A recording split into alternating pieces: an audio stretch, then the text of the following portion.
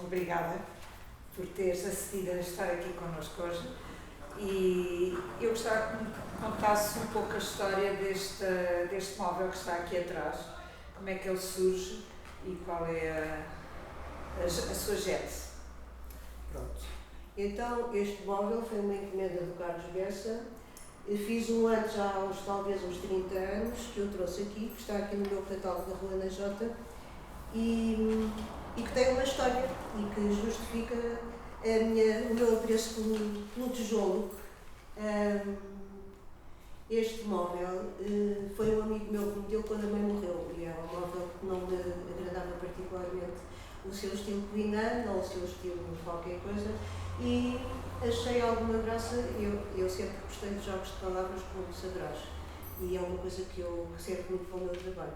E como a senhora morreu, eu achei que ela estava a fazer tijolo, e foi aí que nasceu o tijolo. Independentemente de eu gostar muito do objeto de tijolo, gostar dos tijolos, achar que é um material que eu aprecio, o barro, e para fazer, e além de mais ter a sua utilidade. Apesar de agora já não ser tão usado como isso, e agora corresponder muito é uma coisa que também me agrada, um sinal que não é de riqueza, porque quando pensas em tijolos hoje em dia, ou já há uns anos atrás, quando eles já não são usados assim tanto para construções, pensas em favelas, pensas em pobreza. Mas não é por isso que eu gosto do tijolo. Eu gosto do tijolo porque acho um material digno, acho um belo formato, é um paralelepípedo, nada mais nada menos, e gosto de barro. E, portanto, mas isto partiu, estava-me a perder, isto partiu de a senhora estar a fazer tijolo, e independentemente de eu apreciar o tijolo e as favelas e os muros por pintar, de alguns anos atrás, e de alguns bairros mais pobres, comecei a pintar a cômoda e também joguei com umas palavras que é o móvel e o imóvel, que é uma coisa que parece da língua portuguesa, que não é assim tão pragmática como isso. E, portanto, o móvel, acho que não há tradução de outras línguas para móvel e imóvel. Parece uma palavra inglesa. Um imóvel é um prédio e um móvel é uma furniture, um meuble.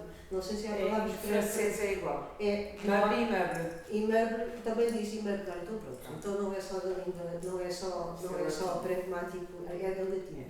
E então foi uma brincadeira que eu fiz na altura sobre esta cômoda, que eu tornei imóvel, fiz uma brincadeira qualquer parva entre o móvel e o imóvel, o tijolo e o não tijolo.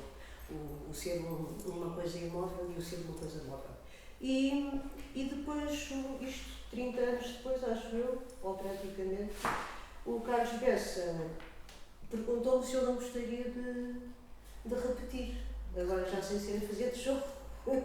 E eu, claro, fiz. E é o segundo que eu faço assim em tijolo. Não sei se farei mais, por uma razão ou por outra, por encomenda ou por alguém fazer tijolo, mas pronto, a história é esta. Mas de qualquer maneira há aqui pronto, a cômoda eu não sei se era de estilo, se era boa, mas aqui nós sabemos que é um móvel design nórdico e portanto são coisas muito com um peso artístico dentro desta área do design, e tu no fundo pegas nesse móvel de valor, pinta-lo, transforma-o num objeto de arte que ao mesmo tempo mantém a funcionalidade do design. Portanto, a história do pobre, do material pobre, aqui é um bocadinho... sim, é tudo pervertido. Pervertida, sim, exatamente. Mas francamente, sim, francamente, se calhar eu sou perversa por natureza.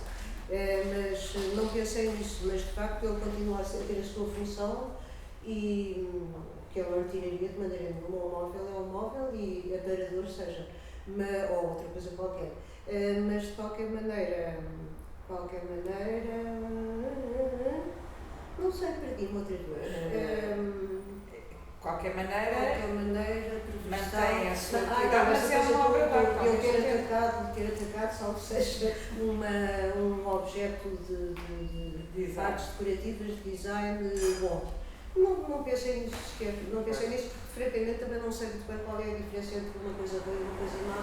Não é má. Não, uma Má. coisa considerada um bom móvel ou uma móvel, claro que sei que um móvel pode ser mais bem construído, um móvel, um objeto, uma coisa qualquer dessas, de artes decorativas. Artes decorativas é uma coisa que eu muito prezo, sempre gostei muito de artes decorativas, não tenho nada contra, tenho tudo a favor, tenho mais a favor da palavra artes decorativas do que da palavra design. Mas isso parece-me que foi uma modificação, porque possivelmente me saberás dizer porque é que passou de artes decorativas para design, da mesma maneira se calhar que algumas atividades da ação do teatro passou a chamar-se uma performance, ou porque é que uma colocação de objetos, não, isso já não é bem a mesma coisa, passou a ser uma instalação, mas isso já é outra coisa, instalação e performance e assim. Mas eu gosto de artes decorativas e sou uma artista que trabalha com as mãos, sou dos trabalhos manuais e sou, sem sombra de dúvida, das artes decorativas, porque o que é que não é decorativo? Exatamente. Na minha opinião. Fico muito contente com isso que me estás a dizer, até porque quando estava a preparar esta entrevista e estava a olhar para esse catálogo, que é o da exposição de Serralves, eu notei que tu tens um gosto em encontrar suportes que não são os suportes instituídos das belas artes. Embora nós aqui estejamos também no domínio das belas artes.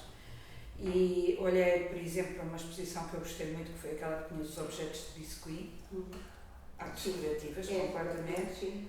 E outras coisas que eu também sempre achei muita graça dentro da tua produção, que são os panos bordados. São panos que tu a certo ponto dizes que aquilo não tem nada a ver com as artes femininas, embora obviamente seja uma arte feminina, porque nós somos mulheres, claro. E és tu que fazes, não é? Portanto, há aqui outra vez também um joguinho de palavras interessante.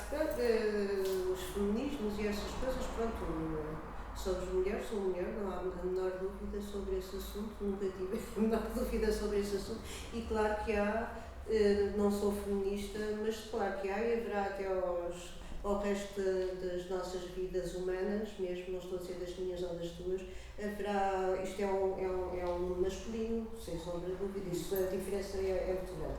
E portanto somos comandados desde há milhares de anos pelos homens, sem sombra de dúvida, não posso opor-me a isso seria uma atitude completamente idiota, não se vai lutar contra, neste caso nem moinhos de vento, são coisas mais poderosas e não são os homens que são poderosos, são outros poderes, mas de qualquer maneira é um masculino e essa coisa dos bordados, nunca tinha bordado nos dias da vida, nunca tive muito jeito para bordar, aliás, num liceu, que no meu tempo ainda havia trabalhos de lavouros,